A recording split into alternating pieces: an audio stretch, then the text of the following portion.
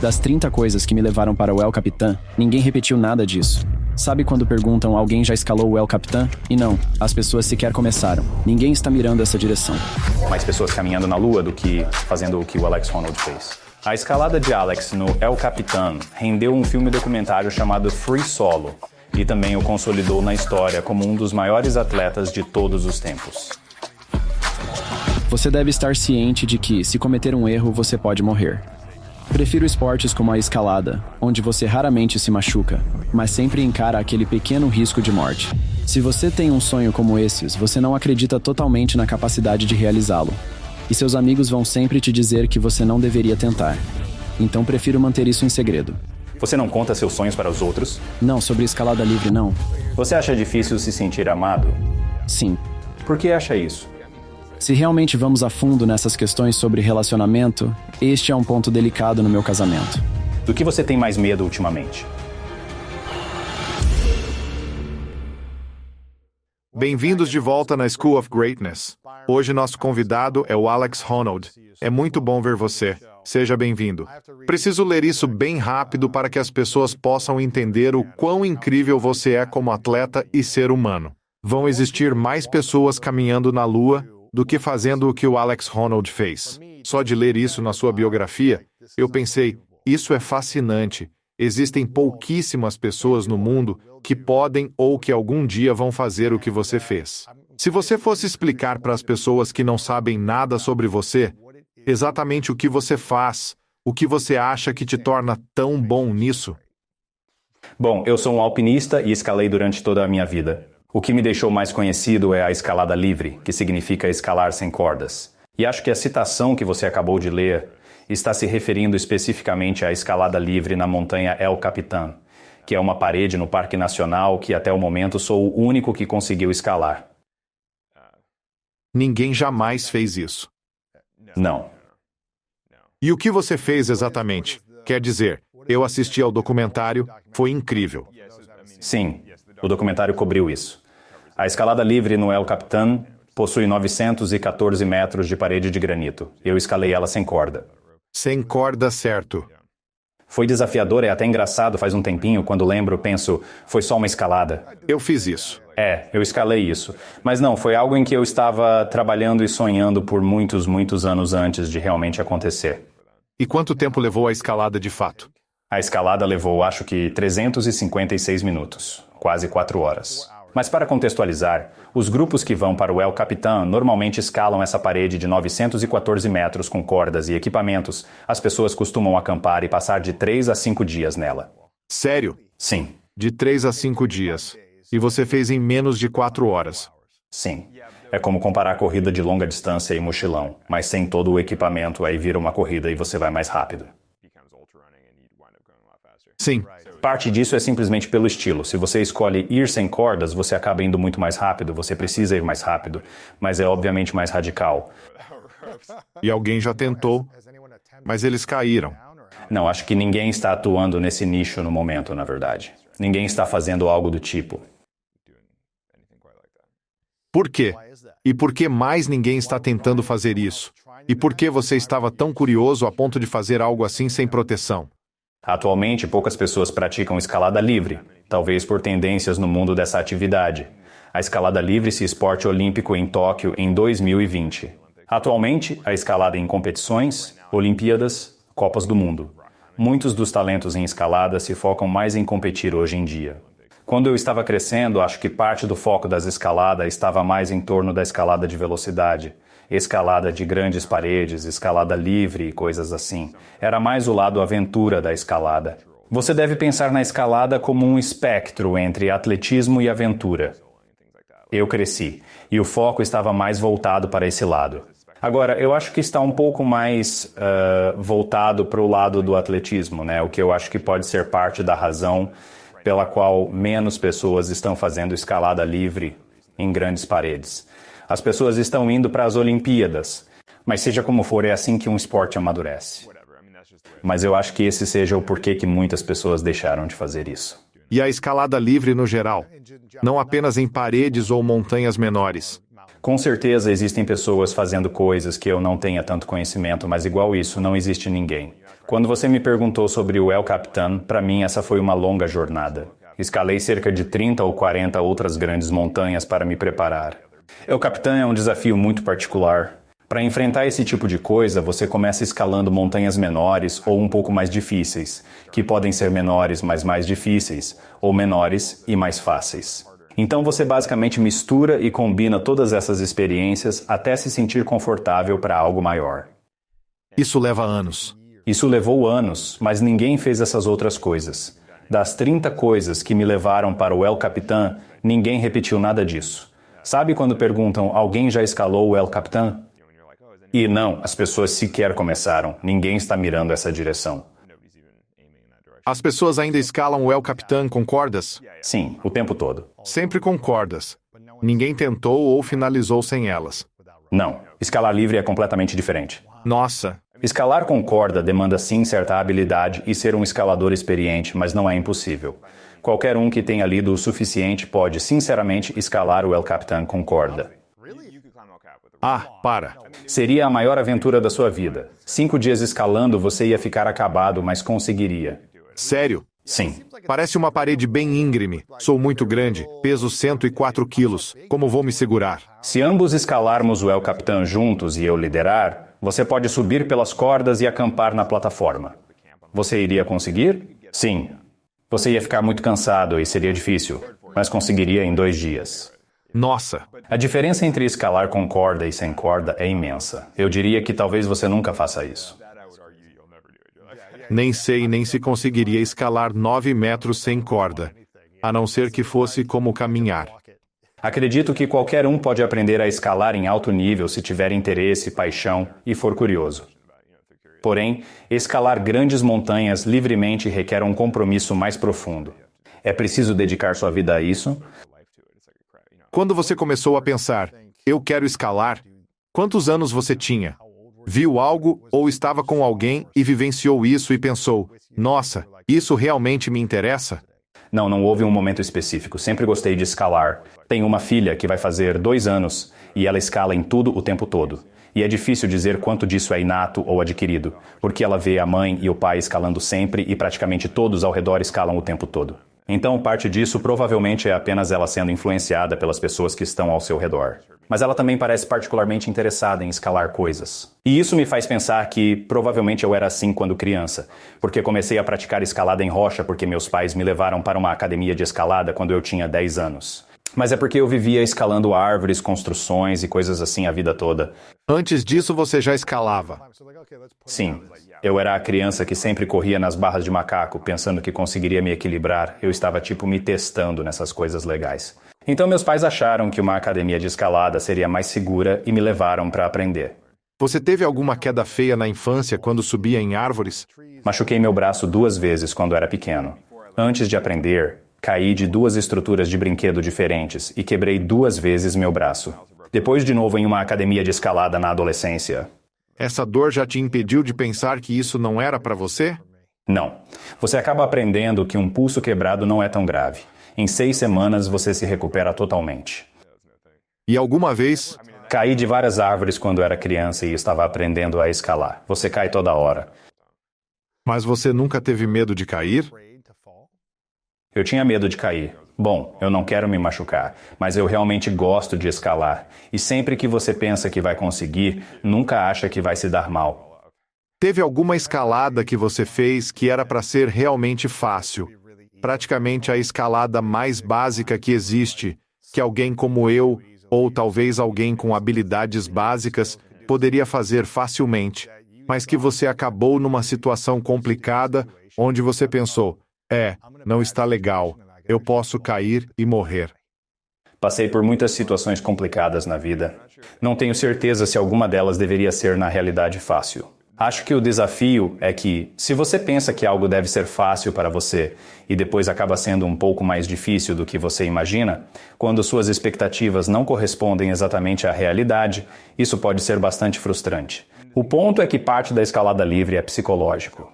Então, sempre que sua experiência não corresponde, ou suas expectativas não correspondem à realidade, é fácil perder um pouco o controle mentalmente, porque se você começa a ficar assustado, começa a duvidar. Você começa a hesitar, e todas essas coisas não ajudam no seu desempenho. Você pode começar a pensar coisas negativas e então acaba sendo bastante assustador. O que você acha que tem te ajudado a manter a mente lúcida em momentos difíceis? É a preparação mental? É a preparação física? Ou é simplesmente estar atento ao momento presente? Existem algumas coisas. Uma é a experiência. Existem essas situações em que você fica muito assustado. Conseguir manter algum grau de autocontrole quando você está realmente assustado é uma habilidade adquirida. Você só precisa se assustar algumas vezes. As pessoas perguntam o tempo todo: "Você não sente medo?" E eu falo: "Não, claro que sinto medo. Porém, eu já me assustei o suficiente." Você se acostuma com isso.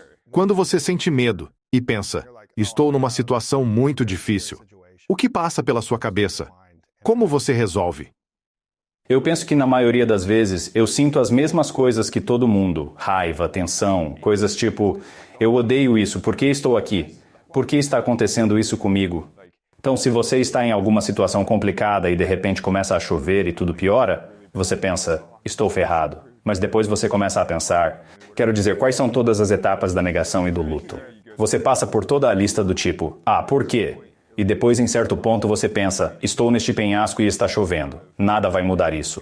Aí você simplesmente precisa lidar com isso. E então você sobe, desce ou descobre uma solução. Você foi meio que autodidata sobre essas coisas? Em relação ao seu condicionamento mental, treinamento mental, sua mentalidade? Ou você teve mentores, professores ou amigos que meio que te passaram essas dicas? Diria que sou em grande parte autodidata, mas não exatamente como se pode imaginar. É mais sobre ter experiências e ver o que funciona. Eu também sempre busquei várias opções. Na época li todos os livros sobre escalada e sobre como preparar o mental. Cresci com poucos recursos disponíveis como escalador. A escalada era um esporte menor. Agora existe muita coisa disponível, mas naquela época existiam poucos livros. Eu li todos eles, todas as revistas de escalada, absorvia todas as histórias, todas as memórias das pessoas. Você pode aprender muita coisa através das experiências de outras pessoas nas montanhas. Você vê certas coisas e pensa: "Não quero fazer." mas você sabe que ele sobreviveu. Deveria tentar o mesmo se acontecer comigo, mas espero que nunca aconteça. Quem mais te ajudou nessa questão de pensamentos, mentalidade? Quem foi seu melhor professor? Sinceramente, não sei. Existem poucas pessoas que fazem escalada livre. Geralmente você não costuma conversar com quem está fazendo isso. Então costumo aplicar lições de outras modalidades de escalada, porque, mesmo com corda, as coisas podem ficar complicadas. A maioria das minhas piores experiências escalando montanhas aconteceram quando eu estava com corda. Sério? Ter uma corda amarrada em você não garante conexão segura à parede. Você ainda precisa de outros equipamentos e se ancorar. Sem estabilidade, você pode cair, balançar, bater a cabeça. Sim. Já escalou alguma vez? Se você observar, você se amarra à corda, começa a subir e vai colocando a proteção no caminho. E às vezes a qualidade da rocha é muito ruim e você não consegue colocar uma proteção por 6, 9, 12 metros. Se você estiver 12 metros acima do último ponto de proteção, significa que você está olhando para uma queda de mais de 24 metros, você cairia essa distância e mais essa mesma medida. Depois da corda. É o dobro da distância do último lugar. Você provavelmente morreria. Sim, exatamente. Se você sofrer uma queda de 24 metros, você pode morrer. Se você cair, quebrar o braço ou bater a cabeça. Como você desce, isso se torna história. Uma história de sobrevivência angustiante é o que você lê nos livros. Se quebra. Existem histórias famosas de escalada, como pessoas subindo o sul do Half Dome, que é uma montanha imensa em Yosemite. Teve um cara que caiu, quebrou os 2 tornozelos, teve que voltar, se arrastou pela trilha com as lesões. Ele rastejou 11 quilômetros para voltar ao vale. Cresci lendo sobre tudo isso. As experiências mais assustadoras geralmente envolvem uma corda amarrada, porque isso não faz que sua segurança seja garantida. Ainda precisa de proteção. Mas o fato é que, quando você tem uma corda, você está muito mais disposto a avançar para o desconhecido porque pensa: já vou conseguir colocar uma proteção. Você tem todo o equipamento. Então você tem certeza que vai dar certo, que a situação vai melhorar. É fácil se deixar entrar em situações de risco porque você pensa: está um pouco difícil agora, mas vai melhorar. E continua indo pensando: agora está pior, mas vai melhorar. É como a falácia de custo irrecuperável, investindo mais em algo que já está perdido. Até onde você já foi sem precisar parar para colocar os equipamentos de segurança? Então, descendo pela primeira vez na África, percorri toda a corda, cerca de 70 metros, sem equipamento. Calculamos isso apenas olhando. Foi em um grande dome de granito na Angola, e do chão parecia ter uns 152 metros de altura. Achamos que seria tranquilo, mas a montanha media, de fato, entre 300 a 460 metros. E então, o que parecia uma fissura era, na verdade, uma chaminé gigante do tamanho de uma pessoa. Era maior do que esta mesa. Isso significava que você tinha todo o equipamento de escalada que normalmente caberia em um espaço do tamanho desta xícara, mas a fissura era do tamanho dessa mesa. E você pensa, ah, não, acabei de subir 70 metros sem nenhum tipo de proteção. E depois, em um certo ponto, por um verdadeiro milagre da natureza, tinha uma pedra gigante presa dentro da chaminé. Consegui sentar nela e me ancorar de certa forma à pedra, depois ajudar meu parceiro a subir e então comecei tudo novamente. Meu Deus, cara, quantos metros? 70 metros. Sem ancoragem? Sim. Então, teoricamente, se eu caísse, seria de uns 230 metros e estaria morto. Já teve algum momento em que você pensou, estou indo longe demais, não tenho onde ancorar, se eu escorregar, estou ferrado? Ou você não tem esses pensamentos? Não, bom, você tem esses pensamentos, mas deve estar ciente que se você errar, vai morrer. Essa é a questão na escalada. Existe um diálogo constante em torno do risco, pois é necessário saber quando se pode cair ou não. Mas nesse ponto você não podia cair.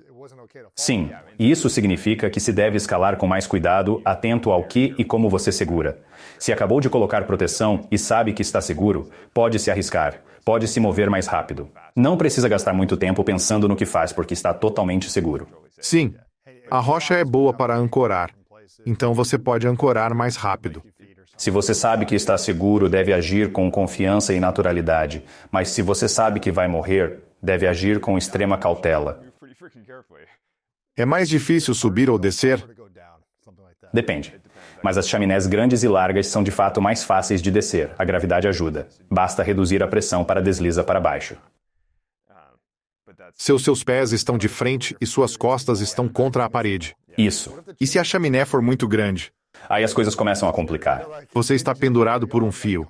Sim. Se tiver que girar o corpo inteiro, então. Você já fez? Sim, mas nada muito arriscado. É loucura.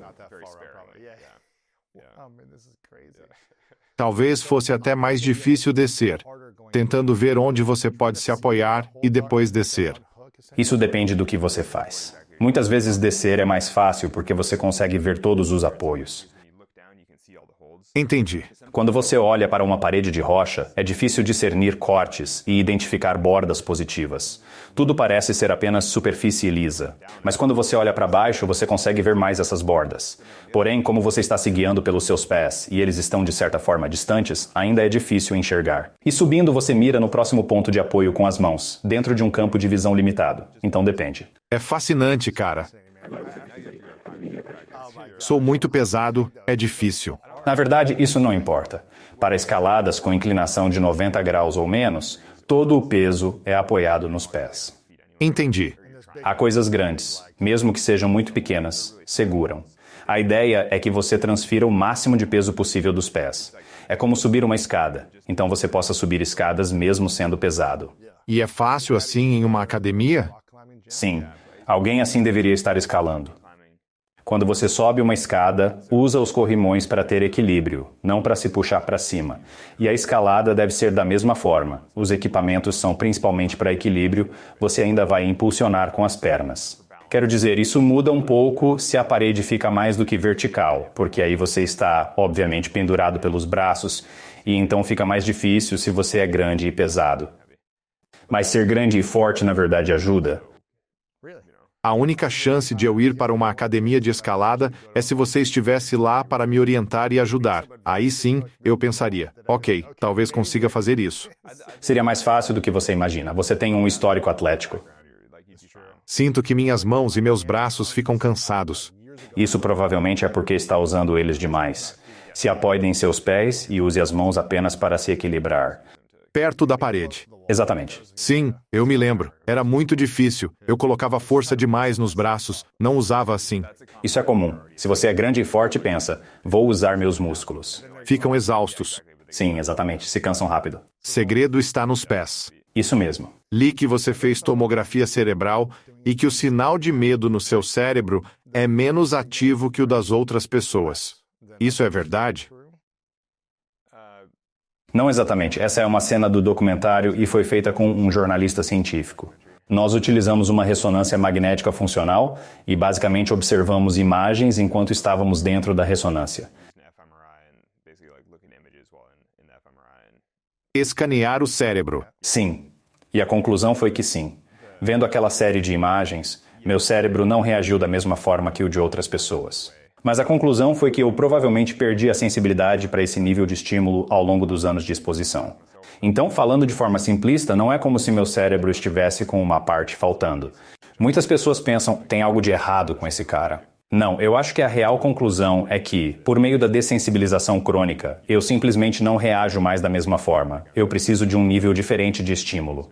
Entendi. Isso faz sentido para mim. Os monges também, por exemplo. As pessoas podem mudar o cérebro praticando a mesma atividade por tempo suficiente. Não me surpreenderia se fosse um pouco de ambos, natureza e criação. Provavelmente já era menos sensível a isso desde o início, o que talvez explique por que gosto de escalada. Além disso, passei 15 anos fazendo isso o tempo todo, e naturalmente me acostumei mais. Muitas pessoas que vêm assistir ou ouvir o programa, não todas, mas muitas, lidam com o medo de fracassar, o medo de buscar seus objetivos, correr atrás dos seus sonhos, falhar e acabar se sentindo envergonhado ou mal a respeito. E esse medo ao qual eles estão se prendendo faz com que eles fiquem incapazes de agir. Como você acha que as pessoas podem superar seus medos de forma mais eficaz? Acha que elas devem agir repetidamente até se tornar menos sensível às emoções e aos sentimentos relacionados ao fracasso? Bem, suponho que essa seja uma boa maneira de proceder. Uma abordagem comum na escalada é decidir se seus medos são racionais ou bem fundamentados. É mais fácil porque o medo é frequentemente físico. Você está em perigo real, não apenas com medo de falhar psicologicamente. Mas é fácil se perguntar, isso é um medo racional? Isso faz sentido? E em alguns aspectos isso faz muito sentido para as coisas psicológicas. Porque se você pensa, estou com medo porque meus amigos vão rir de mim, talvez você devesse realmente pensar sobre isso. Tipo, seus amigos vão rir de você por tentar alcançar seu sonho? Não. Seus amigos, se forem verdadeiros, vão vibrar por você. E eles vão ficar chateados se não der certo, mas vão ficar impressionados por você ter tentado. Eles vão valorizar seu esforço. Acho que talvez o ponto de partida seja, isso é um medo bem fundamentado? Muitas vezes na escalada, quando você avalia seus medos, eles são frequentemente bem fundamentados. Por exemplo, se você falhar, você pode se machucar muito.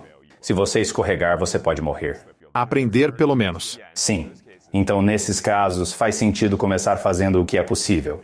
Reduzir o perigo, minimizar o risco, agindo devagar para ser mais seguro. Assim você não fica tão assustado.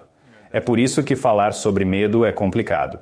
Porque sim, em alguns casos, você deve ignorar, superar, suprimir. Mas em geral você deve enfrentar a causa raiz do problema, já que você está frequentemente com medo. Por exemplo, o medo de cobras e aranhas. Isso é justificado em muitos lugares do mundo onde você pode morrer se mexer com a espécie errada. Porém, dependendo de onde você vive, você deve saber que muitas não são tão perigosas. Então não faz sentido ter tanto medo. Do que você tem mais medo ultimamente? Não sei. Da morte, eu acho. Você tem medo da morte? Sim. Na verdade, eu tenho medo da dor. Não gosto de sentir dor, mais do que qualquer outra coisa. Você tinha medo da morte antes de começar uma família? Eu nunca quis morrer. Quer dizer, eu adoro estar vivo. A escalada livre não é como um desejo de morte. O verdadeiro prazer da escalada livre, de certa forma, é pegar algo que parece ser realmente assustador e fazer com que isso seja tranquilo. Porque nas suas melhores escaladas você se sente bem enquanto está lá, mas está fazendo algo que parecia ser muito assustador. E é isso que torna a experiência mágica, porque não parece tão assustador quando você faz. Certo. Mas antes de você começar uma família, você olhava para a sua profissão de maneira diferente do que depois de ter uma família? Nem tanto. Mas minha filha vai fazer 2 anos e sinto que só estamos tendo um relacionamento bom agora nesses últimos 6 meses. Estamos realmente nos comunicando, se divertindo, criando laços. Ela é minha parceira, eu gosto de fazer coisas junto com ela, é incrível. Então, eu não ficaria surpreso se, à medida que essa relação se desenvolve, minha perspectiva em relação ao risco, clima e essas coisas mude um pouco. Mas talvez não, porque eu estive em relacionamentos sérios durante toda a época em que pratiquei escaladas mais intensas. Não mudou a maneira como você abordaria as coisas que queria enfrentar e assumir? Não mesmo. Sério? Eu não ficaria surpreso, ainda que eu ache que para as crianças a dependência é um pouco diferente. Relacionamentos amorosos parecem mais descartáveis, sem querer ser insensível. Mas com seus filhos você deixa um verdadeiro legado. E um relacionamento que não deu certo é meio que... bom, existem muitas pessoas por aí. Exatamente. Não importa o quão incrível seja seu parceiro, não me sinto tão em débito quanto com uma criança. Claro. Você teve algum medo quando teve seu primeiro filho? Não, eu sempre quis ter uma família.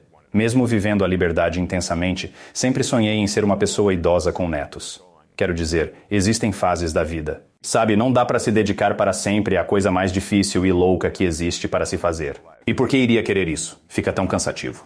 É engraçado, já tive essa conversa, mas enfim, estou num ponto da vida com 38 anos, em que muitos amigos são um pouco mais velhos, mas estamos numa faixa etária similar. E muitos dos meus amigos estão começando suas famílias agora. E existem vários escaladores profissionais da minha idade que têm os parceiros que querem começar uma família, mas eles estão meio indecisos. Eles ainda têm algumas coisas que querem fazer, e existe essa tensão entre começar a ter filhos ou não. É uma conversa que tive com vários dos meus amigos que são escaladores profissionais. Fui um escalador profissional por 15 anos e foi incrível, eu amo isso. E me dediquei intensamente a isso por 15 anos. Ou na verdade, um pouco mais agora, uns 17 anos. Mas estou com 38 anos. Então, sendo realista, eu poderia continuar nesse ritmo aproximadamente até os meus 50 anos, porque a escalada tem mais longevidade do que a maioria dos esportes. Então ela é relativamente de baixo impacto para o corpo e você não se machuca muito. Você pode se esforçar bastante por um longo tempo. Se eu dobrasse esse tempo, chegaria aos 55 anos, mas ainda teria potencialmente mais 40 anos de vida antes de morrer. Mas você sabe que não, você não vai fazer isso mais 2 vezes depois disso. Nossa. Você ficaria muito cansado. Só a ideia de fazer de novo tudo o que fiz nos últimos 15, 17 anos me faz pensar, meu Deus, nem sei se quero tanto assim. Realmente. E você provavelmente se torna mais habilidoso e melhor nisso quanto mais vezes você pratica, mas também existem mais chances de uma lesão ou de algo ruim acontecer, não é? Sim, e também acho que a paixão pelo esporte diminui. Você já fez tudo. Nem tudo. Sempre existem outras coisas para fazer e outros desafios, mas eu realizei a maioria das coisas que sonhei a minha vida inteira. Fiz muita coisa. Posso sonhar com coisas novas, mas será que elas significam tanto quanto aquelas que eu sonhava desde que era criança? Ou você só continua acrescentando mais coisas nessa lista porque não quer que ela acabe? Uma montanha maior? Um novo lugar? Coisas malucas tipo, vou escalar sem roupa em um lugar muito frio. Exatamente. Será que preciso disso? Não sei. Quer dizer, existem muitos desafios de escalada e coisas em que estou trabalhando e tal, mas já fiz muitas coisas que eu queria fazer. Essa profissão é uma profissão perigosa. Você conheceu muitas pessoas que perderam a vida ao longo dos anos? Muitas pessoas próximas a você, que você já escalou ou encontrou? O quanto é realmente perigoso esse esporte? Bom, sim, já conheci muitas pessoas que morreram escalando, mas isso também acontece porque, como um escalador profissional, você conhece todo mundo. Então, em qualquer acidente, você provavelmente vai saber quem são as pessoas envolvidas. A escalada é intrigante, mas tem consequências muito graves. Então, se você tem sofrido acidente, muitas vezes pode ser fatal, mas são raros. Costumo comparar a escalada com o mountain bike. Nesse tipo de ciclismo, as pessoas quebram a clavícula quase toda a temporada. Prefiro esportes como a escalada, onde você raramente se machuca, mas sempre encara aquele pequeno risco de morte. Se você fizer algo errado, se tiver um lapso de atenção ou algo assim, existe sempre a possibilidade de você morrer. Lesões leves você está sujeito a todo momento. Mas, se na verdade você é apenas um escalador casual que escala na academia e faz escalada esportiva ao ar livre nos fins de semana e coisas do tipo, provavelmente vai viver a vida toda sem nunca se machucar ou sofrer um acidente grave. Por outro lado, se você é um ciclista profissional de mountain bike, vai se machucar, todo ano. Algo vai acontecer. Sim, em esportes de descida, esquiadores se machucam a cada 1 ou 2 temporadas. Talvez você não morra. Mesmo sendo um ciclista de mountain bike ou um esquiador, a morte é algo raro. Pode acontecer, mas não é comum. No entanto, você sempre vai se machucar. Prefiro esportes como a escalada, onde você raramente se machuca, mas sempre encara aquele pequeno risco de morte. Acho isso um pouco mais intenso. Diga-me, é muito intenso. Há algo nisso que te empolga? A possibilidade de subir e não voltar mais? Bem, isso não me empolga, mas acho que exige um certo nível de atenção e foco, e eu não quero quebrar minha clavícula todo ano. Eu não quero deslocar minha articulação acromioclavicular, quebrar meus ombros. Tenho amigos que já se machucaram andando de bicicleta, fazendo coisas diferentes, eu não quero isso. Amo escalar, mas não quero parar porque quebrei meu braço fazendo alguma besteira como esquiar, andar de bicicleta ou seja lá o que for. Qual é a primeira coisa em que você pensa quando tem uma longa e arriscada escalada pela frente? Os riscos são altos. No que exatamente você está pensando neste momento? Você está pensando no final? Ou pensa apenas momento após momento? Você está pensando nos próximos momentos desafiantes? Você se distrai colocando sua mente em um lugar totalmente diferente? Para onde exatamente sua mente vai? Depende. Por exemplo, o El Capitan tem sua rota dividida em 1/3 fácil, 1/3 de escalada média e 1/3 difícil. Isso está disperso ao longo dos 900 metros, com partes fáceis, mas outras muito difíceis.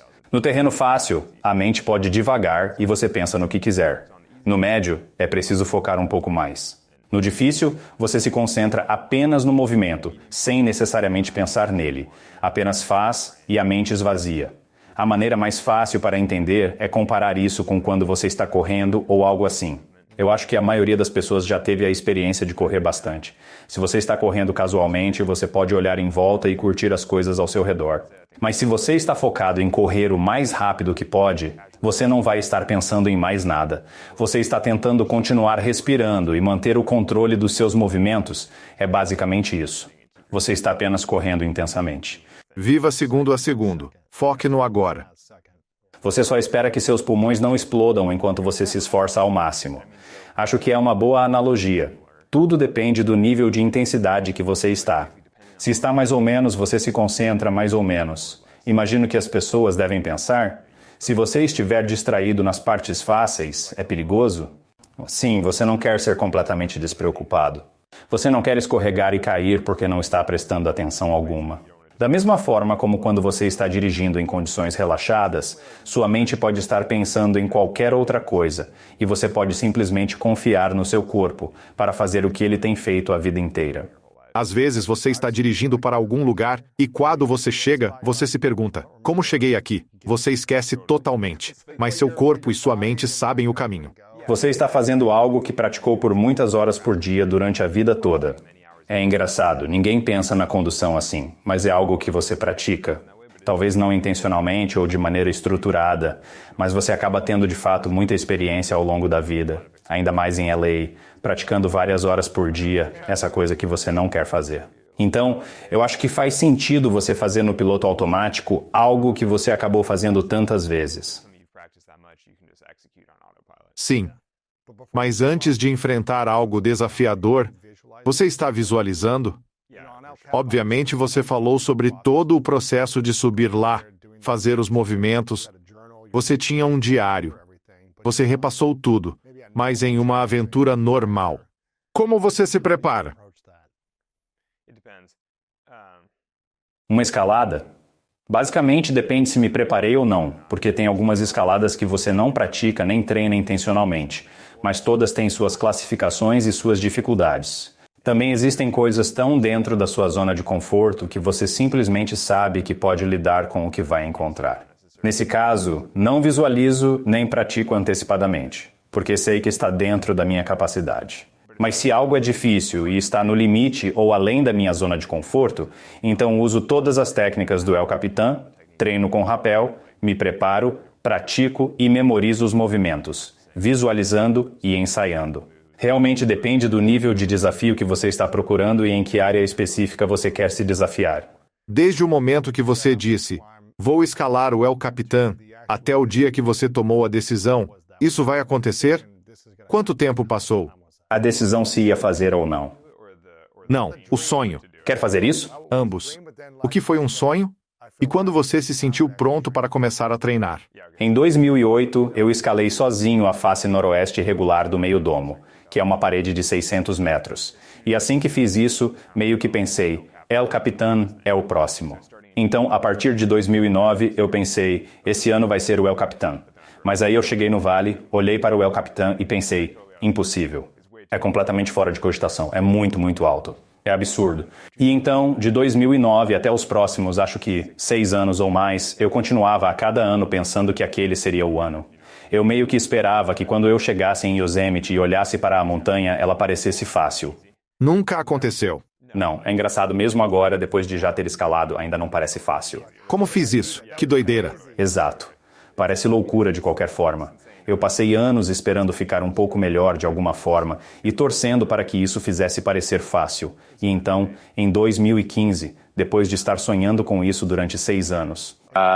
Você também escalava? Sim, escalava com cordas, parceiros, batendo recordes de velocidade e várias outras coisas. Já estava fazendo? Eu escalava em vários lugares sem cordas e equipamentos.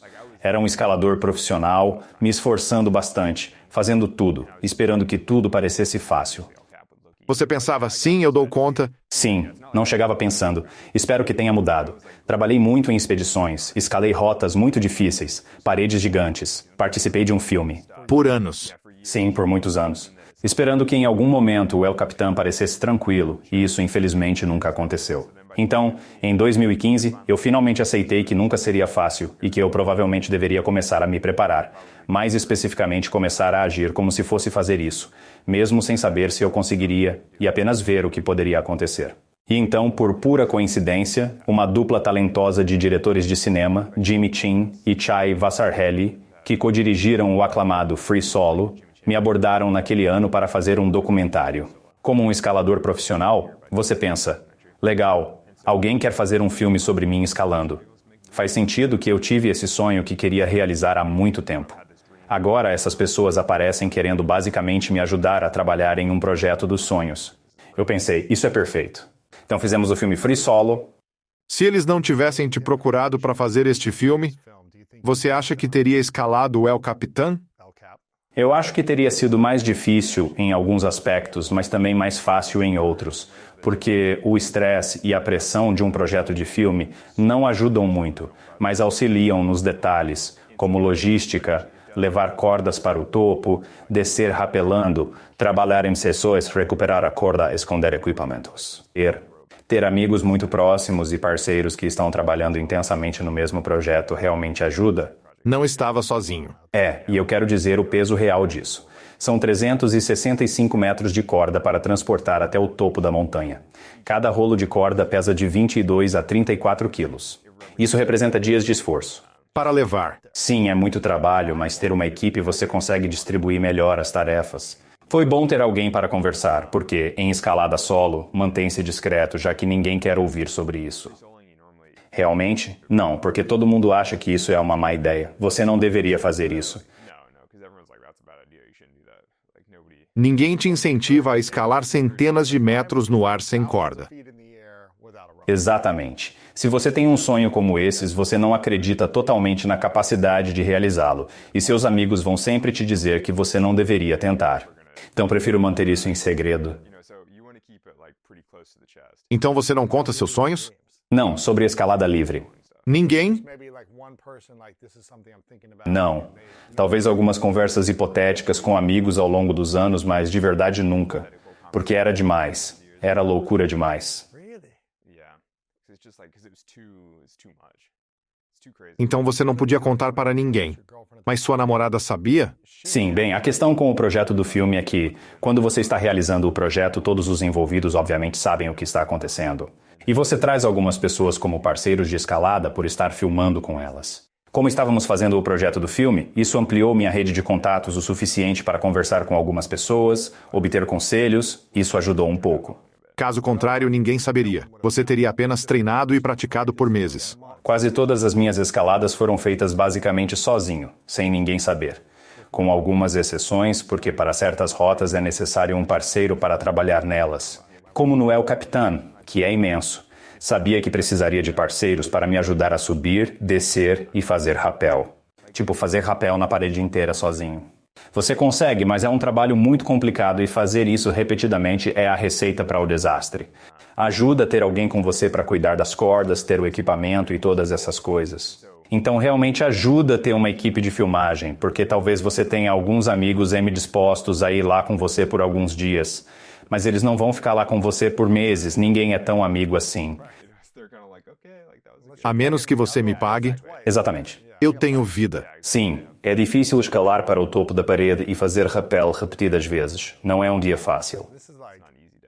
O amanhecer é como o entardecer. Na verdade, é mais como antes mesmo do sol nascer, bem cedo, e depois tentar descer antes do pôr do sol, antes do sol atingir certas partes da parede. É mais ou menos como uma operação na parede das 4 horas da manhã às 14 horas da tarde. Todo dia. Por meses. Não, alguns dias por semana. São dias puxados, você precisa descansar. Ok, você tinha esse sonho, meio hipotético, desde 2008 ou 2009. Mas aí você pensou e percebeu. Isso é provavelmente a coisa mais assustadora que já vi na minha vida, no que estou pensando. É maluquice. Mas você continua voltando, treinando sem parar, você tenta outras coisas. Você volta com esperança de olhar para o muro e pensar, talvez eu consigo. E então a equipe de filmagem disse não. Não necessariamente talvez eu consiga, mas nunca vou saber se consigo a menos que eu tente, porque eu ficava na esperança de parecer fácil antes de me esforçar. Então percebi que precisava me esforçar para começar a parecer fácil. Apenas haja como se fosse tentar. Exatamente. Percebi que eu teria que me esforçar muito no trabalho e que talvez acontecesse, talvez não. Mas eu teria que me esforçar de qualquer maneira para descobrir, porque caso contrário, eu nunca saberia. Como foi esse trabalho? Quanto tempo levou? Sim. Então, acabaram sendo 2 anos de esforço nesse projeto. Parte disso porque machuquei minha mão escalando numa temporada, coisas acontecem. A vida acontece. Eu também estava escalando outras rotas, mas basicamente foram 2 anos trabalhando. Projeto com um objetivo, planejado e detalhado. Como foi isso? Como você se organizava? Existia um plano de ação mensal? Parcialmente, sim, um pouco. Na verdade, eu fazia um planejamento para a rota. Tinham coisas em que eu tinha dúvidas. Não tenho certeza sobre um movimento aqui. E nessa parte? Tem essas pedras soltas aqui em cima, tem esse arbusto na fenda ali em cima, essas coisas. Fiz tipo uma lista e fui lidando com essas questões, item por item, tentando me sentir o mais confortável possível, nas diferentes partes. Assim, encontrei soluções alternativas para algumas partes em que eu nunca me senti realmente confortável.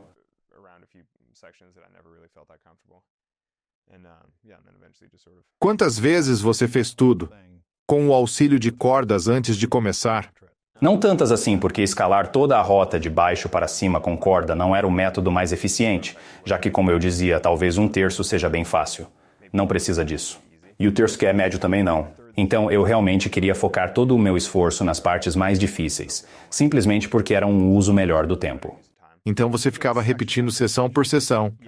Outro ponto é que se você vai escalar de baixo para cima, vai precisar de um parceiro capaz de subir a parede rapidamente. Não existem muitos. Umas 5 pessoas, talvez? Sim, no mundo, literalmente. Eles estão dispostos a fazer isso com você talvez 1 ou 2 vezes, mas depois ficam cansados e de saco cheio. Eles pensam, por que estamos fazendo isso sem parar? Para mim, era mais sensato descer de rapel sozinho ou acompanhado e focar nas partes importantes, porque assim eu poderia ser mais estratégico nas partes difíceis. Começou do topo e depois desceu? Costumo começar de cima. Interessante. Sim, em um dia típico você provavelmente começa com uma caminhada para o topo ao amanhecer. Leva cerca de 1 ou 2 horas. É um caminho fácil? Sim.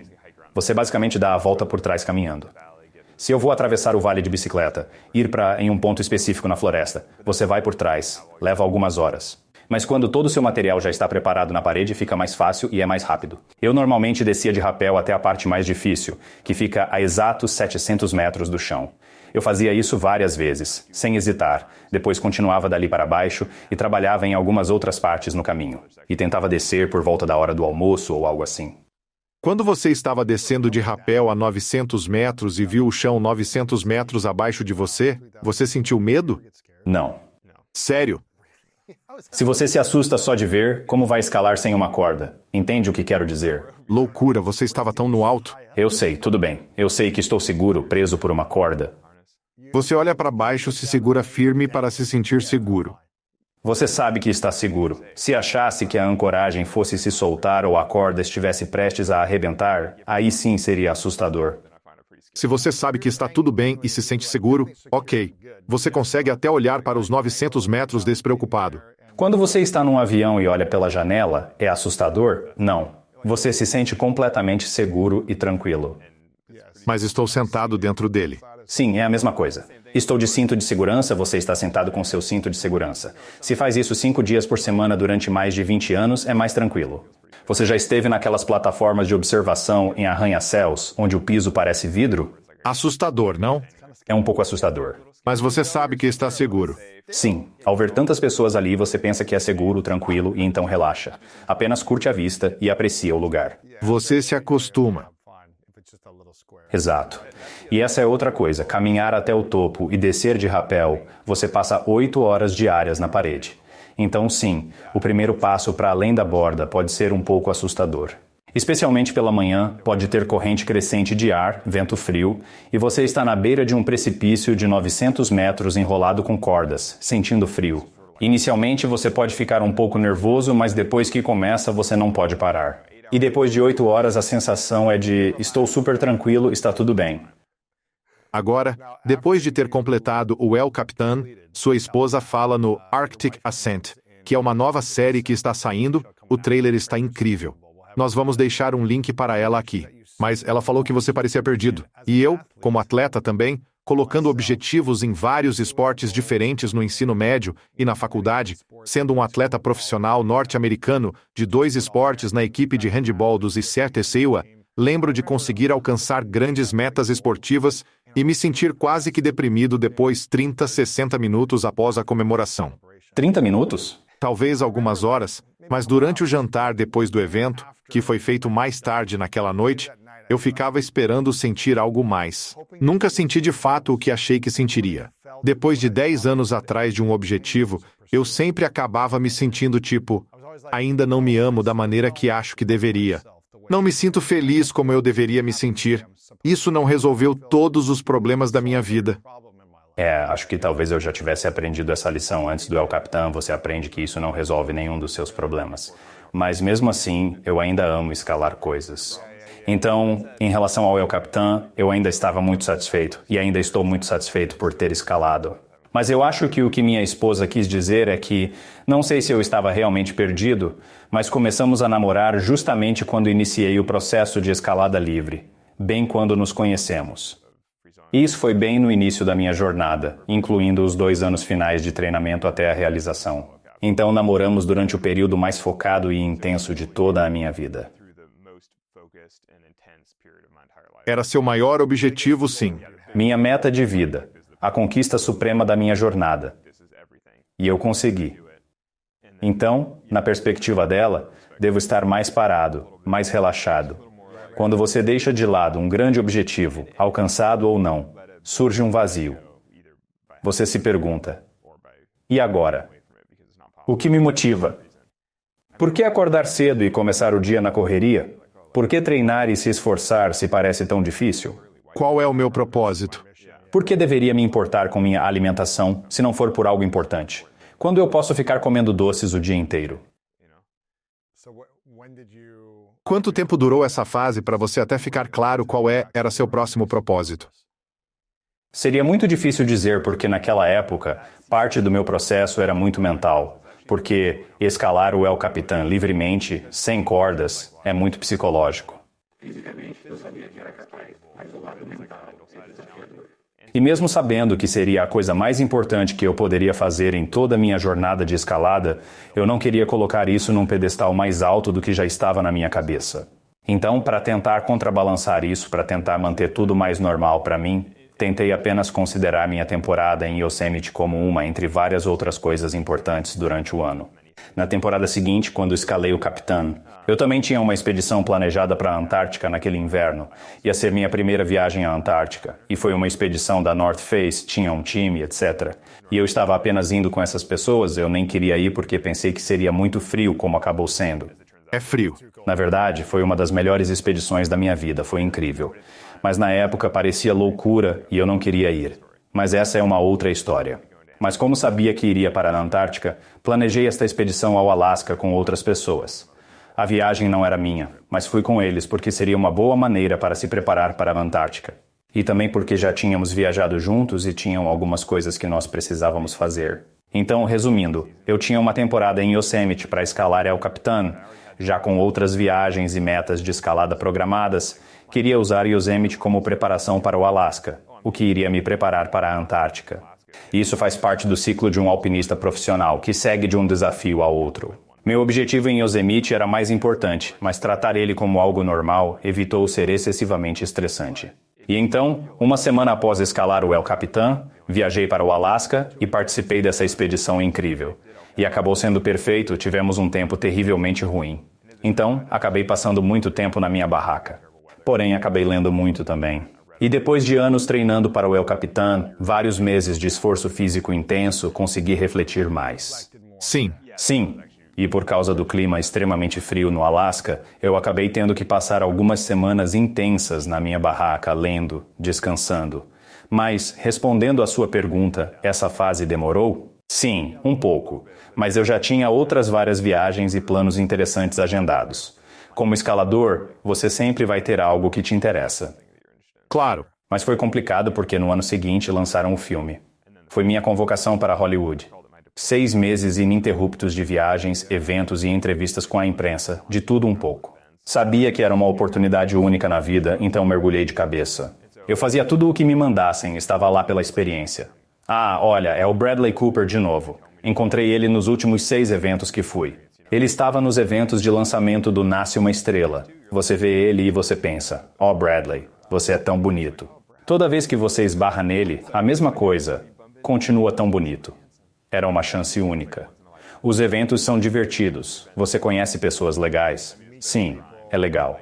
Rendeu boas histórias. Mas é a única vez que você vai fazer isso. É ótimo, mas depois vem a ressaca. Você passou 6 meses vivendo esse estilo de vida insano de Hollywood. É uma euforia e também é uma depressão. Porque você basicamente fica indo do aeroporto para o local do evento, para o hotel, e isso durante meses. O que, especialmente como alpinista profissional, significa uma mudança total no estilo de vida. Prefere espaços abertos, natureza? Normalmente gosto de caminhar até a colina. Trabalho o dia todo em alguma coisa com o meu amigo. E depois voltamos andando. É super tranquilo. Durante a tour de filmes, tinha dias em que eu acordava em Nova York, voava para São Francisco, ficava dentro do carro durante 1 hora indo para algum lugar, fazia um evento, voltava para o aeroporto, voava para Los Angeles e fazia outro evento à noite. Eu pensava, sou literalmente um pedaço de carne numa lata viajando pelo país. Isso é loucura, mas também uma experiência única de vida. Acho que tive dias assim, duplos, em que acordava em Chicago, voava para Nova York, realizava um evento e depois ia para Los Angeles para outro evento, na mesma noite. Cara, como as pessoas conseguem fazer tantos eventos assim? Estreia em um dia.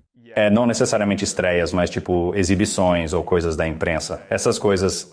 Isso foram 6 meses? Sim, 6 meses. Fazendo um tour, falando e tirando fotos. Talvez uns 5 meses, foi um pouco demorado. Você não estava escalando naquela época? Bom, eu treinava muito na academia. Ia para academias de escalada ou qualquer uma? Sim, fui para todas as academias de escalada do país. Nossa. E você faria isso de novo? Ah, sim. É divertido, uma experiência diferente e legal. Qual a melhor história desses 5 meses? Minha esposa e eu temos várias histórias boas, como a do after party do Oscar com Mahershala Ali. Ele estava concorrendo pelo filme Green Book, um guia para a vida. Não sei se ele ganhou, mas foi indicado e é um excelente ator, muito bonito, elegante, com várias pessoas em volta dele. Ele passou, apertou minha mão. E minha esposa estava segurando uma porção de aperitivos. Estávamos comendo tudo porque era de graça. E então ela simplesmente jogou todos os aperitivos no chão para poder cumprimentar ele. Ela apertou a mão dele, falou oi. Ela ficou muito feliz por ter conhecido ele. É engraçado lembrar dela derrubando toda a comida para poder, sabe, aproveitar a única chance de apertar a mão do Mahershala.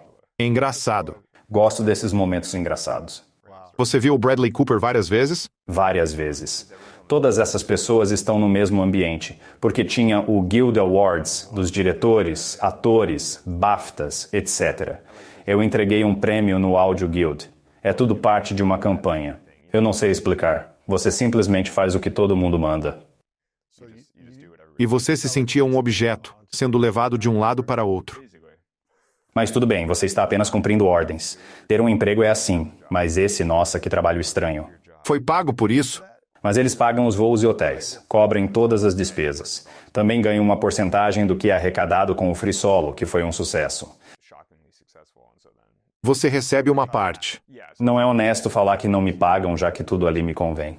ajudando a promover algo que vai te pagar. Exatamente. Nossa! O sucesso do filme me trouxe ofertas para palestras corporativas e afins, então se você parar para pensar, fica claro como ele beneficiou a mim e a minha família, o que é ótimo. Mas o ganho diário não acontece. Você também não está sendo pago para escalar montanhas. Pois é. Eu e meus amigos vivemos brincando, dizendo que, considerando as horas de esforço, o salário de um alpinista é irrisório. É como receber $2 por hora para carregar 22 quilos montanha acima. Mas fazemos porque amamos e é divertido. Sim. Deixa eu te perguntar. Você mencionou isso no Free Solo.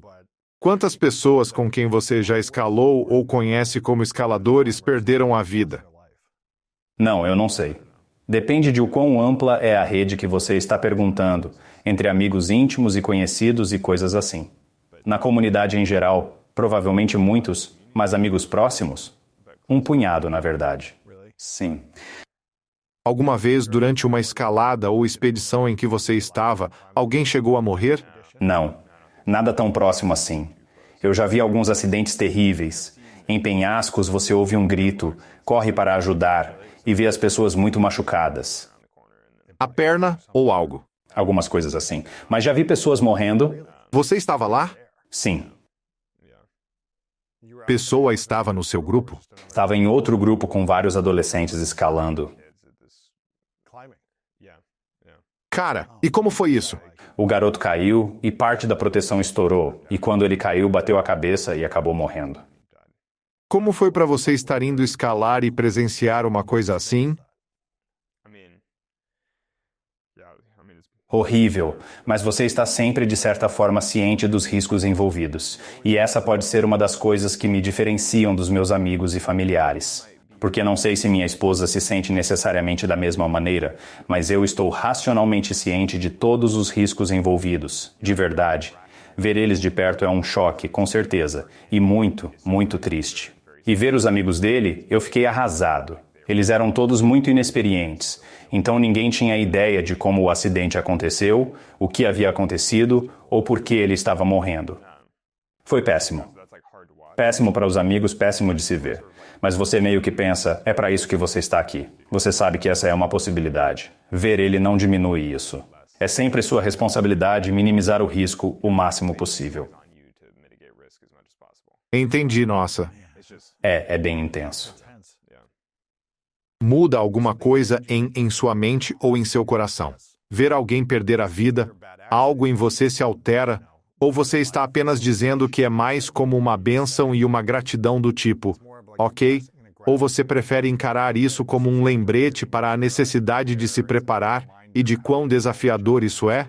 É isso. Eu acho que você pode encarar de qualquer maneira.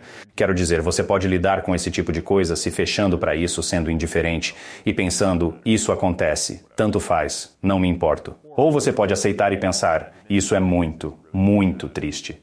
Nesse esporte existem consequências nem sempre muito boas, mas eu amo praticar ele mesmo assim, ainda vale a pena para mim. Porém, vou fazer o meu melhor para evitar que coisas assim aconteçam. Entende? Sim.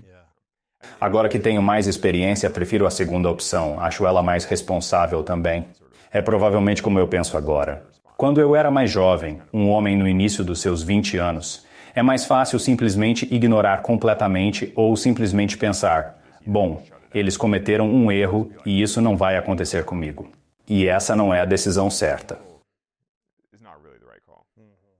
Qual foi a sua maior perda? Emocional ou física? Você quer dizer perda material ou perder alguém? Pode ser simplesmente um luto por qualquer coisa. Pode ser um luto físico por alguém, ou pode ser um luto emocional por algo. Eu não sei. Quer dizer, tem coisas óbvias que me vêm à mente, como meu pai que faleceu quando eu tinha 19 anos, Todos os meus avós já faleceram, parentes, mas isso é uma espécie de luto normal, de certa forma. É o curso natural da vida. Meu pai, obviamente, faleceu mais jovem do que deveria, mas ainda é meio natural, de certa forma. Em algum momento você imagina que seus pais vão falecer antes de você, e você meio que quer que isso aconteça porque é melhor para eles partirem antes de você do que você partir antes deles. Agora, como pai, eu espero morrer antes da minha filha ou filhas, em breve. Então, isso para mim é meio que um luto natural. Eu acho que acidentes e desastres ambientais podem ser um pouco mais difíceis, mesmo que de alguma maneira sejam mais justificáveis.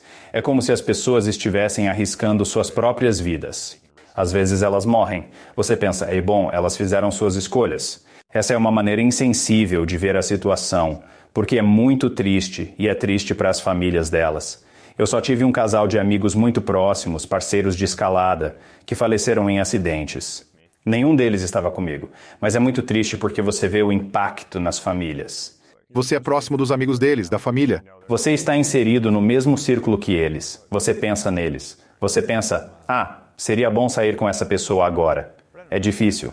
A questão com a escalada, porém, é que é mais difícil. Imagino que você não tenha muitos colegas atletas que morreram jogando handball. Sim. O futebol é mais intenso, as pessoas se machucam. Sim. Durante as temporadas. Se machucar. É raro. Não morre. Muito raro. E com a escalada existe muito mais risco. Mas isso também significa extrair mais do esporte em alguns aspectos. Creio que algumas lições de vida aprendidas com a escalada não sejam possíveis aprender no handball. Com todo respeito pelo esporte, lições sobre treinamentos, persistência, constância são bem parecidas. Mas como você aprende a lidar com o medo? Diferente. São coisas diferentes. Sim. Sim, você não lida com o mesmo tipo de perigo. É diferente. Ficar de luto por seus amigos e realmente temer pela vida, embora engraçado, porque o medo do fracasso ou da pressão competitiva se assemelha ao temor pela sua existência em muitos aspectos. E dependendo da pessoa, o nível de neurose e estresse pode ser pior. Qual foi sua maior perda ou luto que teve que enfrentar? Algumas relações amorosas que não deram certo e coisas assim, quando você é mais jovem, tudo parece ter mais importância. Mas, na verdade, nada disso é tão importante assim. Você sente que tem um coração maior por causa das coisas que conseguiu superar? Como se ele conseguisse dar e receber mais amor?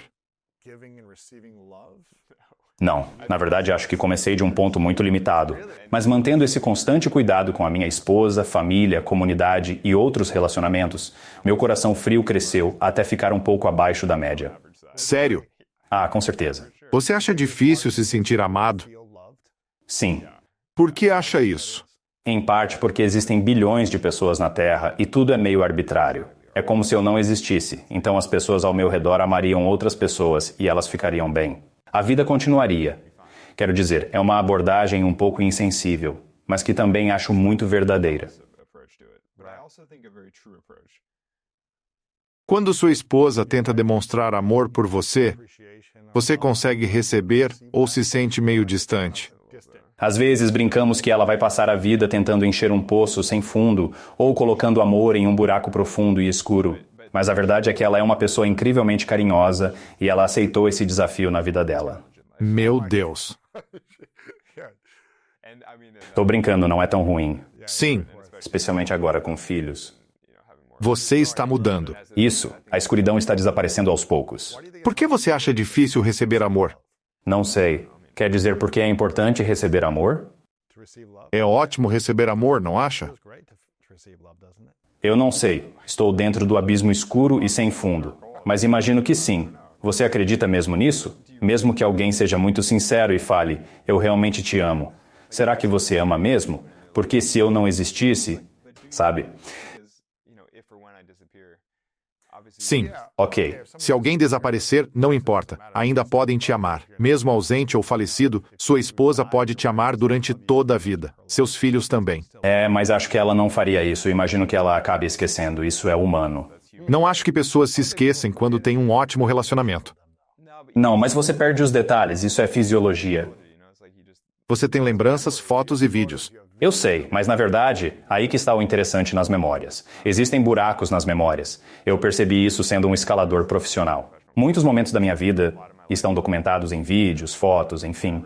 E tem várias escaladas incríveis que eu nem lembro tão bem agora, 15 anos depois. Então sua memória começa a substituir a coisa que você deveria lembrar, por vídeos, fotos ou pela memória externa. E você fica tipo, não consigo realmente lembrar dessa experiência. Eu sinceramente não sei o que eu estava sentindo naquela hora. Quer dizer, eu sei a partir do que o artigo disse, do que está escrito no livro, ou do que o vídeo mostra, ou seja lá do que for, mas eu não me lembro de verdade. Não lembra da sensação? Já faz tanto tempo. Acho que muitas das coisas que as pessoas consideram memórias são apenas histórias que elas contam para si mesmas repetidamente. Concordo. Histórias que elas contaram para outras pessoas repetidamente. Não é como se realmente se lembrassem. Apenas lembram dessa coisa horrível que aconteceu, de algo que perderam, etc. Mas ao pararem de lembrar, vão esquecer, seja para o bem ou o mal. Em muitos casos, é melhor, principalmente com perdas. E quando é que você se sente mais amado?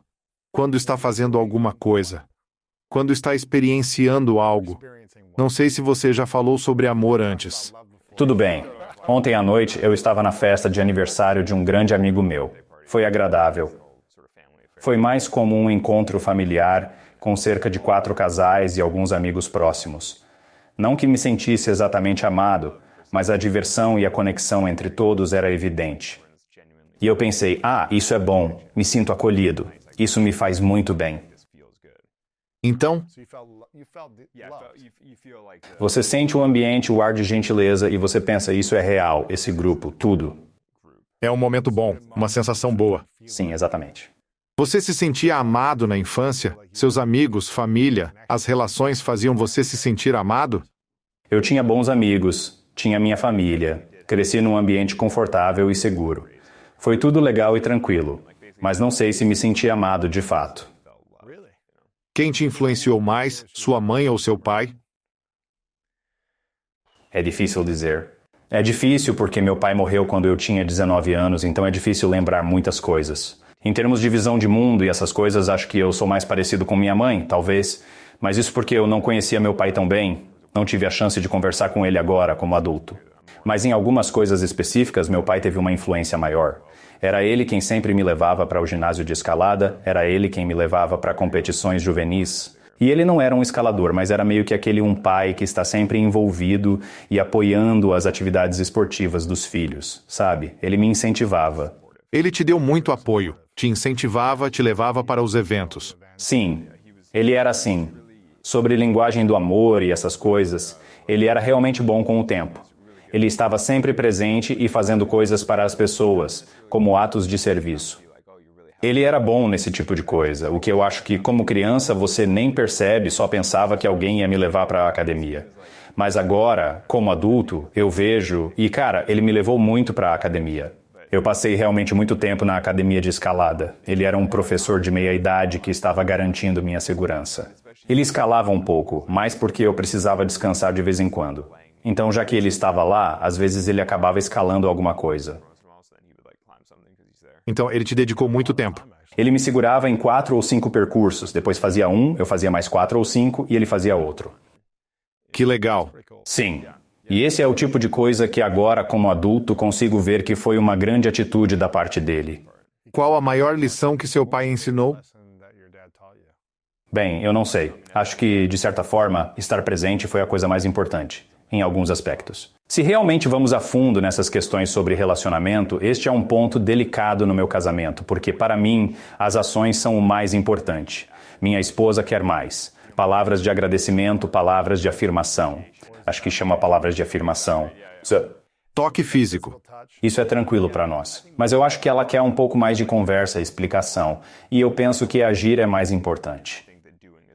A ação.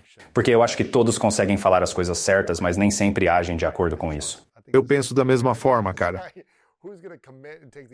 Sou bem cético quanto a isso, porque falar qualquer um pode falar. Um bom ator. Já que estamos em Los Angeles, por exemplo, eles podem te convencer de que te adoram, mas isso não significa nada sem ações, a menos que ele realmente apareça e faça as coisas. Faça o que você fala. Por anos, com constância. Sim. Existe algo que você gostaria de ter falado para o seu pai? É difícil dizer, mas já que estamos falando disso. Meus pais se divorciaram 1 ano antes dele falecer, quando terminei o ensino médio. E permaneceram juntos por nossa causa, o que, olhando agora, foi uma péssima ideia. Deveriam ter se divorciado quando tínhamos 7 anos. Então é lamentável porque sinto que nunca cheguei a conhecer ele como um adulto feliz, já que ele estava nessa relação. Toda a relação deles não parecia saudável. E agora eu penso, eles deveriam ter se divorciado quando éramos crianças. Assim ambos teriam sido independentes e felizes. E nós poderíamos ter realmente conhecido eles como pessoas de verdade, em vez daquela presença negativa. Sim. No ano após o divórcio, ele começou a prosperar sozinho. Estava animado com suas coisas, fazendo a própria coisa. Mas aí faleceu. Então não conheci ele de fato, sabe? Porque o que ouço das pessoas da minha família por parte dele, coisas sobre ele antes de eu nascer, eu penso, nossa, isso é bem diferente da pessoa que conheci. Existe algo que você gostaria de ter falado para ele, mas não teve oportunidade? Não. Mas aproveitamos que estamos nesse assunto ontem à noite.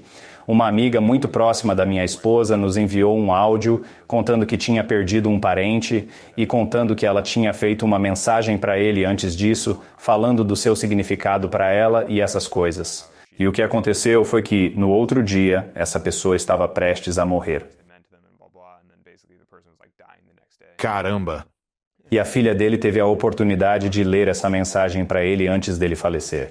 Então, essa amiga, cara, foi bem pesado. Foi uma carta para tentar animar ele. Foi profundo, um choque. Mas também pensei, nossa, isso é meio que incrível. Porque ela ficou muito mais em paz com a morte, sabendo que ela conseguiu falar tudo o que queria para a pessoa antes que ela falecesse. E que ela morreu sabendo de tudo que ela significava para essa amiga. A conclusão disso para mim foi que, cara, se você tem amigos, fale tudo o que você sente para eles. Talvez por isso sua esposa queira palavras de afirmação. Quando isso acontecer, ela vai saber que sempre estive lá por ela. Não te disse como me sentia, eu te mostrei. Exatamente isso. Posso não ter falado o suficiente, mas tentei mostrar. Você deve falar para as pessoas que se importa. Pois é, para mim isso é bem difícil. Esse é um dos seus maiores desafios atuais, se colocar nessa posição? Provavelmente ser um bom pai envolve isso, mas ainda não chegamos lá. Felizmente, eles ainda não estão velhos. Por hora é suficiente se comunicar assim. Hoje, o maior desafio desta manhã foi uma fralda com cocô subindo pelas costas. Sujou várias coisas, se espalhou. Não estragou nada, mas estava por toda parte. Depois, quando fui trocar a roupa suja, sujei meu cabelo. Tinha cocô em tudo. Eu estava tipo, isso é. Nossa, cara. A paternidade está em uma fase diferente. Parece que tem cocô em absolutamente todo lugar. Tenho certeza que quando você for olhar para trás e lembrar, vai ser melhor. Mudando de assunto, antes de começarmos a gravar, estávamos falando sobre seu maior desafio e você mencionou. O que fazer quando você não está apresentando o desempenho esperado? Também falou que sente que você está falhando muito ou que não está à altura das expectativas. Não falhando, mas não conseguir desempenhar o que você deveria. Por que você acha que isso está acontecendo? É difícil dizer. E o seu fracasso ainda é em algo que você é o melhor do mundo fazendo. Acho que minha habilidade continua boa, mas é muito pior do que eu acho que deveria ser. Por que você acha que isso? Eu não sei. É uma história longa e sórdida. Eu fiz uma expedição neste verão onde um parceiro meu e eu pedalamos 3.200 quilômetros até o Alasca e depois escalamos algumas montanhas. Foi uma viagem de 2 meses. E ao longo da viagem eu me fiquei o pó. Eu estava muito cansado. Ficou esgotado. 3.200 quilômetros acabou comigo. É muito tempo. Sim, mas ele estava indo bem. E por algum motivo, eu estava piorando. Normalmente, com exercício e descanso suficientes, você vai melhorando de pouco em pouco. Sim. Eu só piorava com o tempo. Voltei e por 1 ou 2 meses ainda estava mal. Mas isso foi meio compreensível. Eu estava praticamente saindo de um buraco. E a expedição foi ótima. Fizemos tudo o que queríamos, foi bacana e vai virar um filme do National Geographic. Então, tudo bem. Não me importo em ter viagens onde você volta à realidade depois de cumprir suas metas. E não me importo em gastar tempo para me recuperar. Isso é totalmente compreensível. Mas desde que passei esse tempo me recuperando, nunca mais fui o mesmo. Tem momentos em que eu realmente me sinto bem, mas eles não duram muito. Às vezes tenho alguns vislumbres, fisicamente, mas sinto que o lado mental acompanha o físico, especialmente sendo um atleta profissional, porque você simplesmente não consegue fazer o que quer fazer, até para fazer um podcast como este, chamado School of Greatness. Mas e se você não está se sentindo bem? O que você faz? Não vou simplesmente sair agora. Sim, porque nas últimas semanas eu não estive tão bem.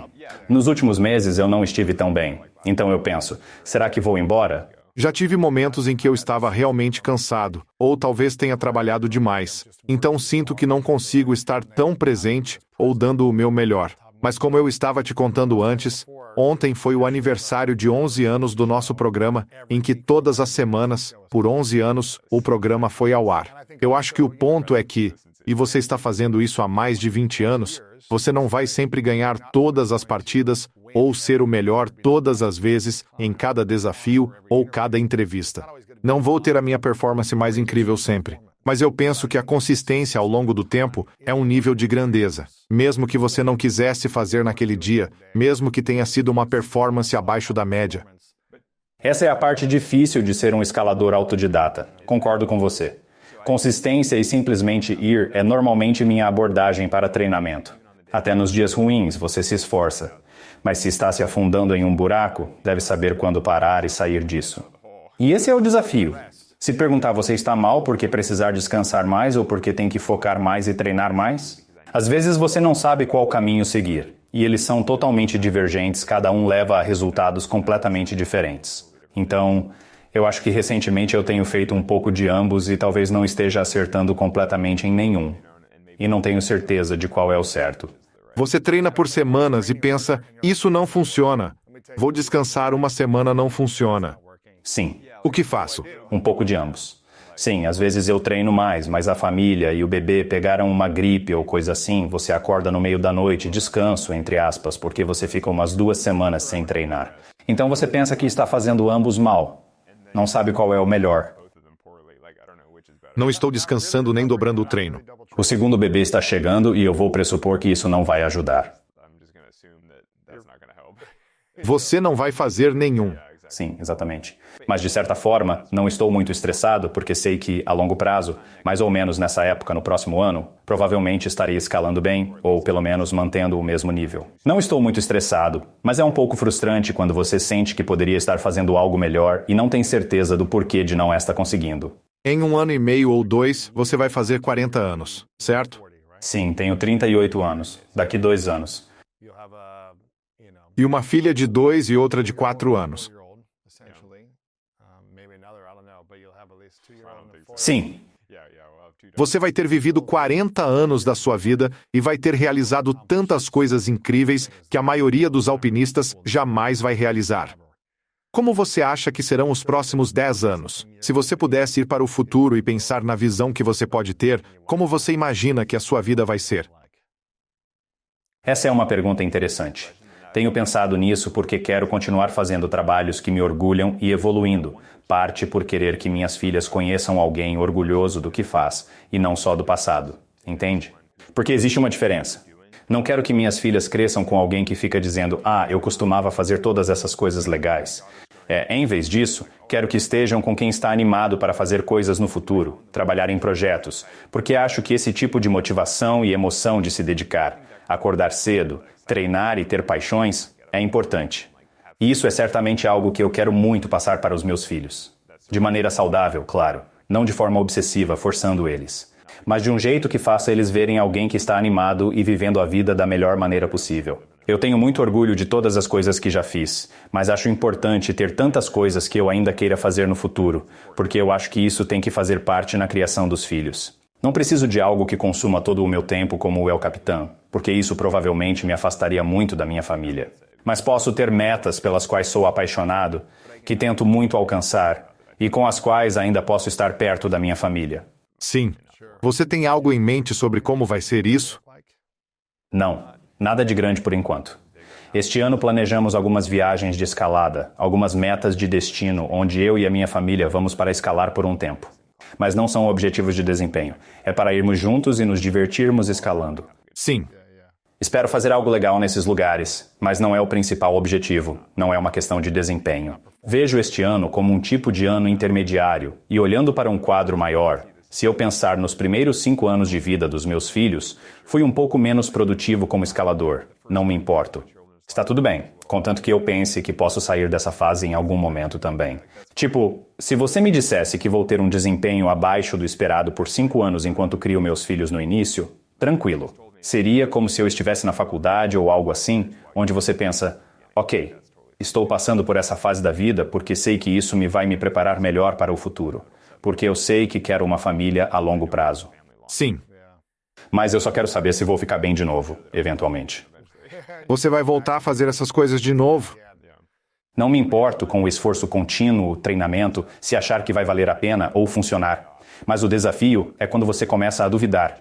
Este é o caminho certo mesmo? Estou fazendo o certo? Ou é perda de tempo? Me fale sobre o filme Arctic Ascent, porque o trailer é muito interessante. Como foi a expedição? O que devemos esperar ao assistir a essa série? Arctic Ascent é uma série de 3 partes do National Geographic. Vai ser lançada em breve, foi durante uma expedição à Groenlândia. Uma viagem de 6 semanas para uma parte remota do leste da Groenlândia. E é uma combinação interessante de aventura em escalada. Nós fomos e escalamos 2 montanhas gigantes, uma delas tem 1.200 metros saindo direto do oceano. Foi insano. Tem que pegar um barco. Para chegar no barco que está na base, você escala 1.200 metros direto da enseada. É bem legal. Loucura. Sim. Eu nunca tinha feito algo assim.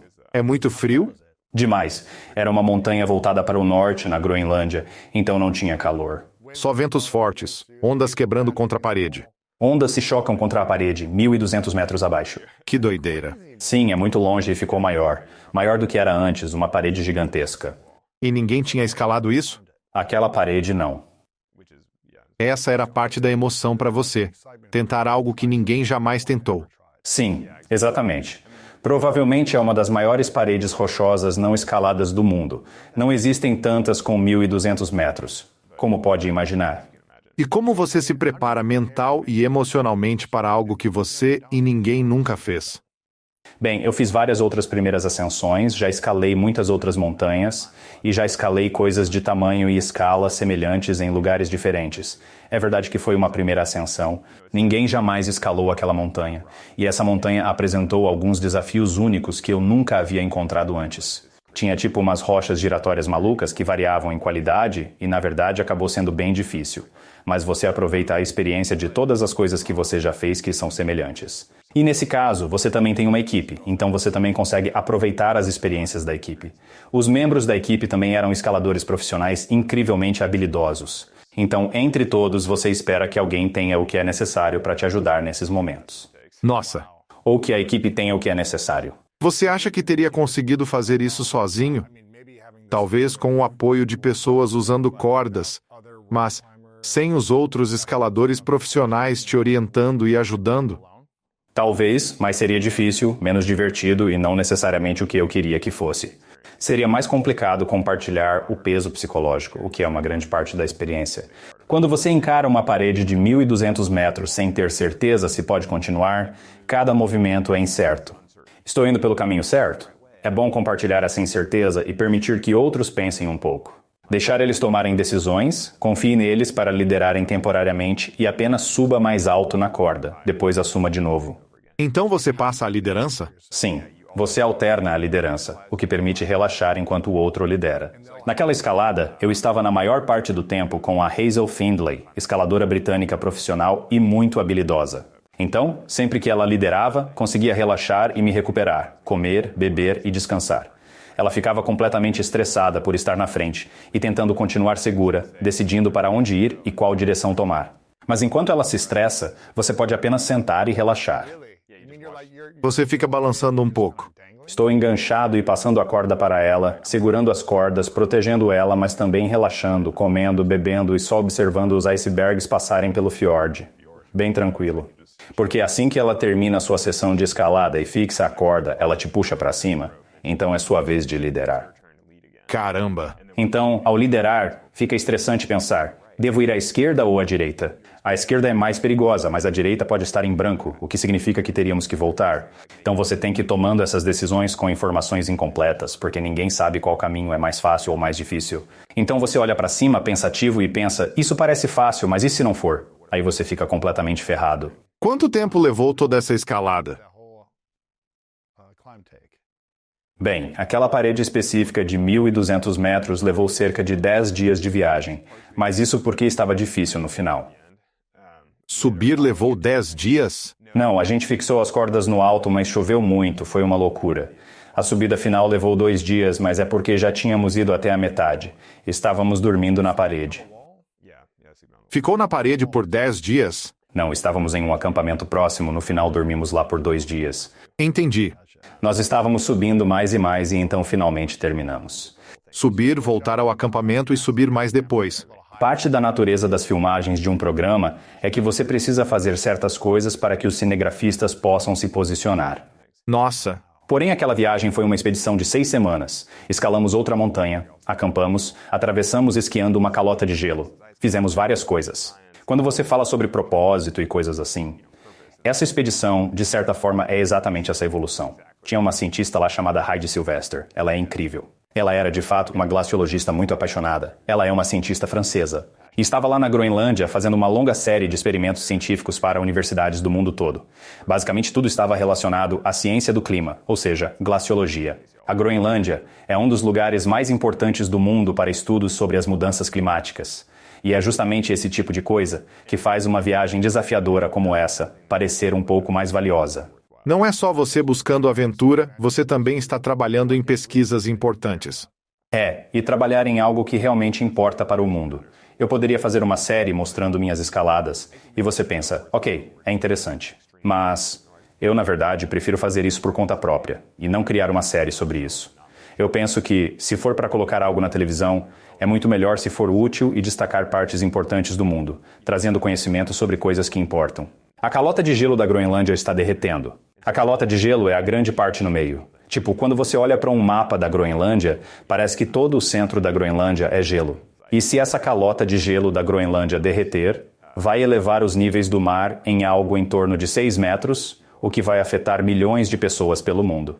Se metade das grandes cidades do mundo estivessem na costa, tipo Nova York, Londres, Tóquio, todos esses lugares iriam ficar submersos. Buenos Aires. Mas ninguém pensa na calota de gelo da Groenlândia. Poucas pessoas moram lá, Ninguém mora lá. na Groenlândia. Sim, mas mesmo na Groenlândia, onde poucas pessoas vivem, acho que de certa forma isso faz com que uma viagem como essa seja muito mais valiosa. Muito legal. Isso faz parte da sua fundação também? O trabalho da minha fundação é apoiando projetos solares pelo mundo. Não tem vínculo com essa expedição, mas já existe há uma década. Incrível. O que te fez querer se envolver com isso? Essa mesma ideia. Apenas tentando fazer algo útil. Escalar é bom e eu adoro fazer isso, mas no final das contas, escalar é só para você ou só para mim. A atividade meio egoísta, de certa forma. As pessoas dizem que a escalada é egoísta. Os escaladores gostam de dizer isso, mas eu não acho. Acho que qualquer atividade humana é meio egoísta. Sim. Na verdade, a maioria das atividades humanas mas a escalada geralmente é uma busca autodirigida. Mas é bom fazer algo mais útil no mundo. A fundação surgiu porque tenho certeza de que você pode se identificar. Me ofereceram todo tipo de oportunidades interessantes, legais, e não queria recusar, mas também não precisava totalmente delas. Eu já estava satisfeito. Morava em uma van e estava totalmente confortável. Fazendo as coisas que quero, me divertindo, vivendo a vida da melhor maneira possível. Mas se alguém te oferece, tipo, um comercial de TV, você pensa, eu gostaria de fazer isso. É divertido. É uma quantia absurda de dinheiro por quase nenhum trabalho. Então você pensa de novo, por que fazer isso se não preciso? A fundação foi um modo legal de dizer sim para essas oportunidades e depois usava isso para criar algo útil no mundo. Quanto tempo morou na van? Por uns 15 anos, mais ou menos. 15 anos. Morei em uma linha muito pequena da Ford Connor, por uns 9 anos, acho. Eu não conseguia ficar de pé naquela van. Depois vivi em uma Dodge ProMaster por mais 5 ou 6 anos. Quanto custaram esses 2 carros? Quanto eles custaram? O primeiro eu acho que foi 10 mil.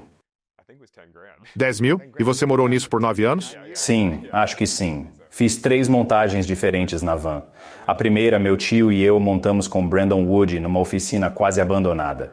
Vivi nela por anos e reformei o interior algumas vezes quando comecei a ganhar mais. Arranjando trabalhos aqui e ali. Exatamente. Gastei cerca de 5 mil refazendo o interior. Era muito dinheiro. Depois, na segunda vez, comprei uma ProMaster, nova. Uma van que eu podia ficar de pé. Muito legal. Uma torneirinha ou algo como um banheiro. Sim.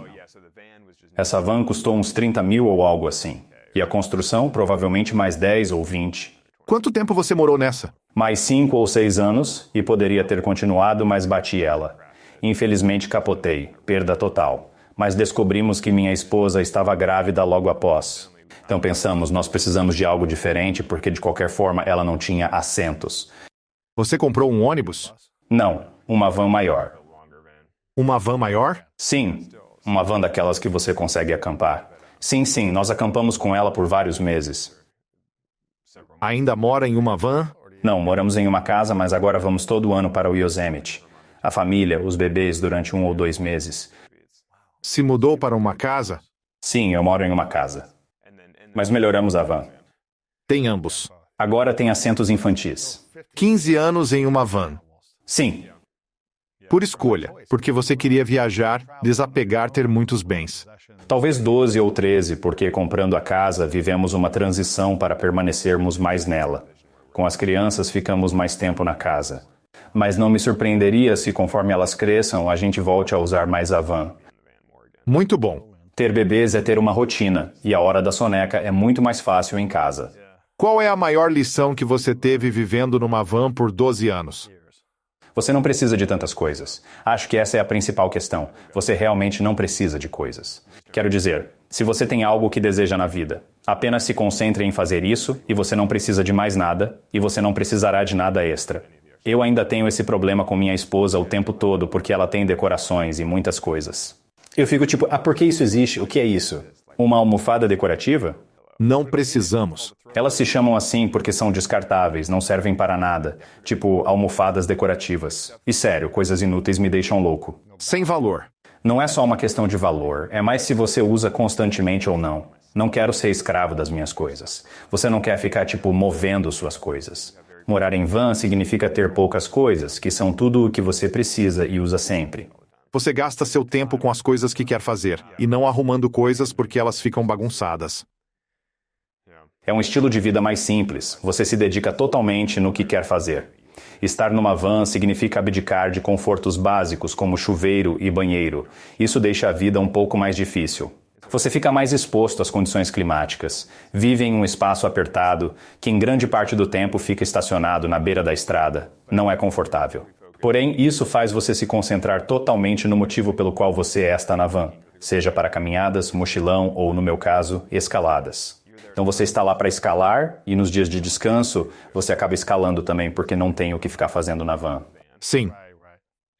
Você acaba ficando totalmente focado no que está fazendo. Que legal, cara. É um estilo de vida legal. É um estilo de vida intencional. Demais. Essa intenção pode ser aplicada no cotidiano. Com certeza. Sim. Bom, vocês podem assistir ao programa. Está no Nat Geo, vai lançar 4 de fevereiro no Disney Plus. Sim. Arctic Ascent, com Alex Honnold. Quero muito assistir. De novo, o trailer está incrível. Parabéns. Vai ser muito legal. Como podemos te acompanhar ou apoiar seus projetos além de assistir o programa? Você pode entrar no site rondalfoundation.org e conferir o trabalho da minha fundação com projetos solares. Qualquer um pode me seguir em qualquer plataforma social. É só procurar Alex Honnold. Tenho algumas perguntas finais, mas antes quero agradecer. Foi demais. Obrigado por ter vindo. Alex, esta é uma pergunta que faço para todos no final das minhas entrevistas. Ela é chamada As 3 Verdades. É uma pergunta hipotética. Imagine que você possa viver o quanto quiser, mas é seu último dia. Você realizou tudo. Você fez tudo o que queria. Você até aprendeu a falar palavras de afirmação para sua esposa. 750 anos. Sim. Levou um tempo. Criou tudo o que quis criar. Viveu uma vida maravilhosa até o fim dos tempos. Mas este é seu último dia. Por alguma razão, tem que levar com você tudo o que criou. Esta entrevista, os livros escritos, os filmes dos quais participou, todas as postagens nas redes sociais, tudo vai desaparecer. Porém, você pode deixar para o mundo 3 lições, que gosto de chamar de 3 verdades. Quais seriam? Você acha, cara, isso é.